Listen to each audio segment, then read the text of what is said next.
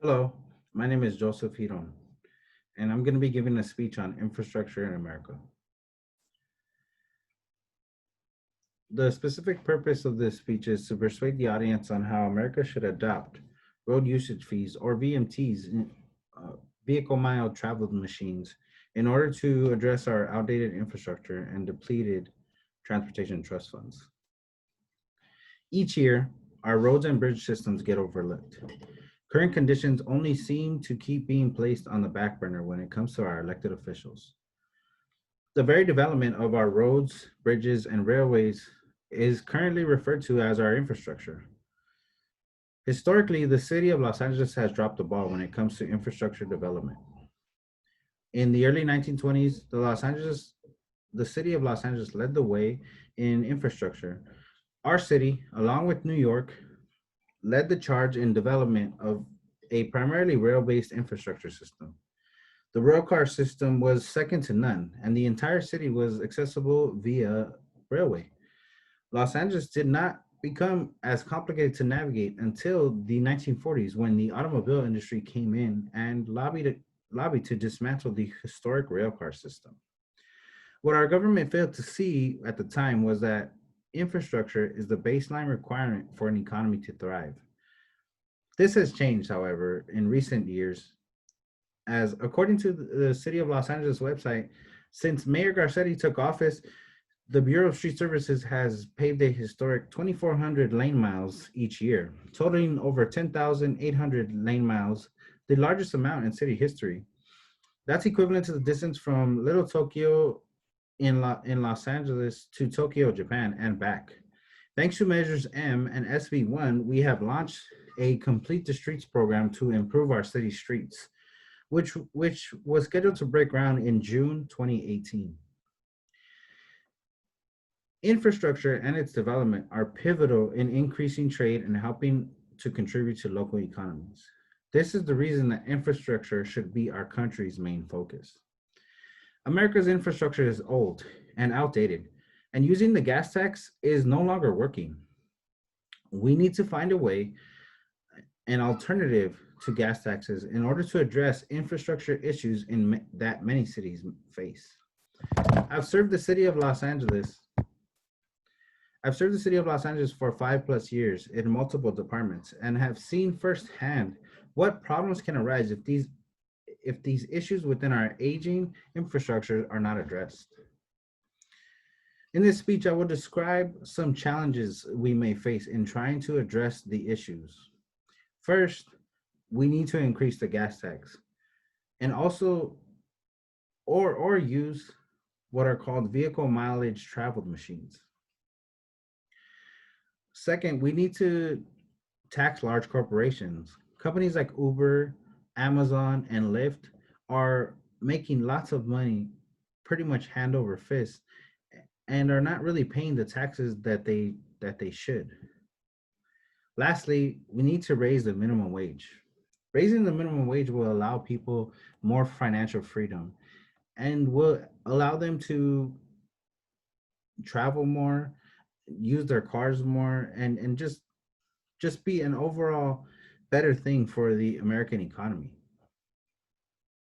Here are some possible solutions that the government could be presented in order to fix our current infrastructure issues.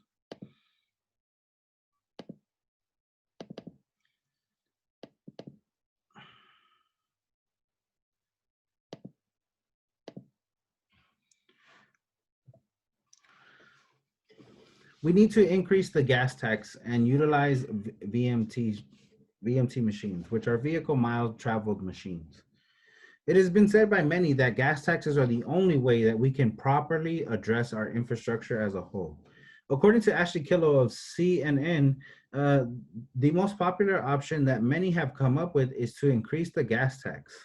President Trump has suggested that a 25-cent gas increase is needed.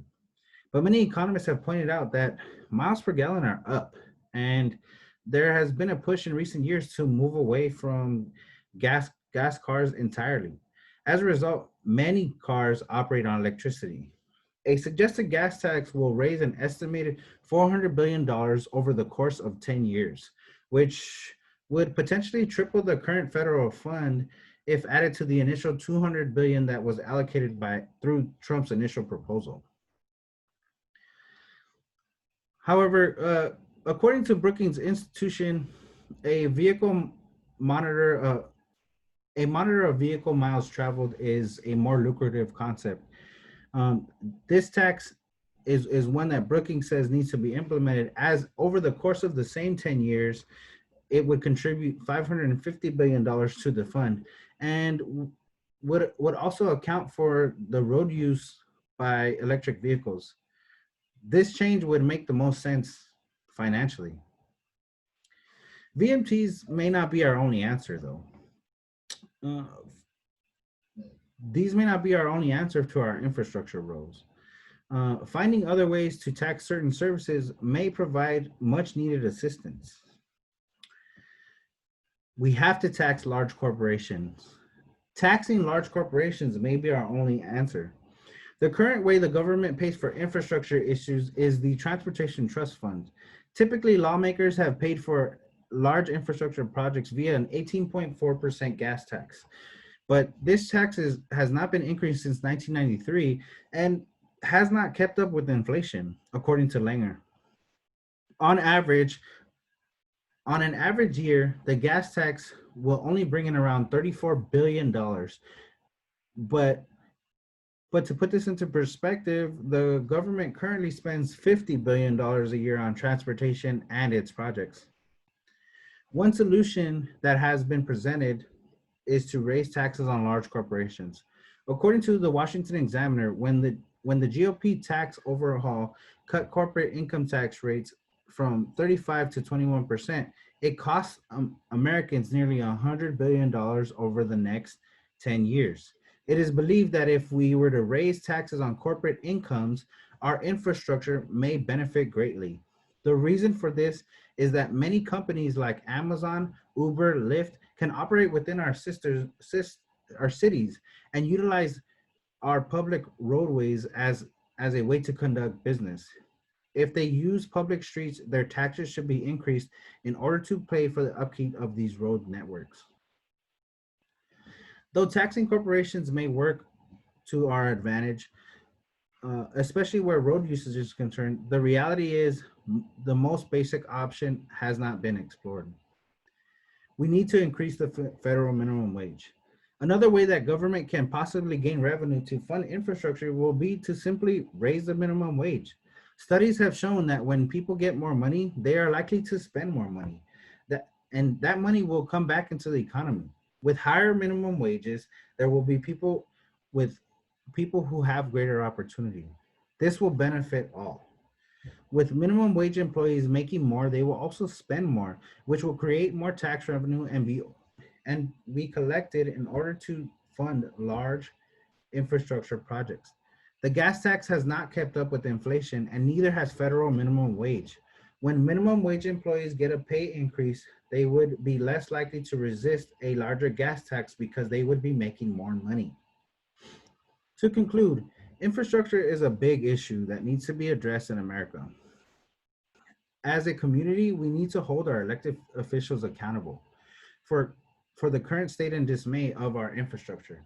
Some possible solutions are increasing gas taxes and usually using vehicle miles traveled monitors. Also, changing the tax laws and taxing large corporations. And lastly, possibly raising the minimum wage.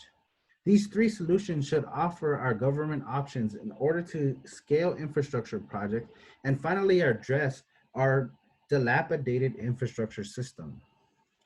Infrastructure will not be an easy subject to take on, but I believe that some of the solutions I provided will help the country to get some much needed relief when it comes to revenue. I have given some insight on what it may take in order for our leaders to start getting long needed infrastructure projects done. If we take some of these simple small steps to fix our infrastructure, we will allow our economy and our workforce to thrive. As you drive around today or tomorrow, think about how many streets and roads in your neighborhoods need fixing. I know fixing. Now ask yourself, why doesn't this happen sooner? I know more taxes does not seem like a fun option, but the reality is there are many not paying their fair share. The options I have provided are just some examples of that. Thank you.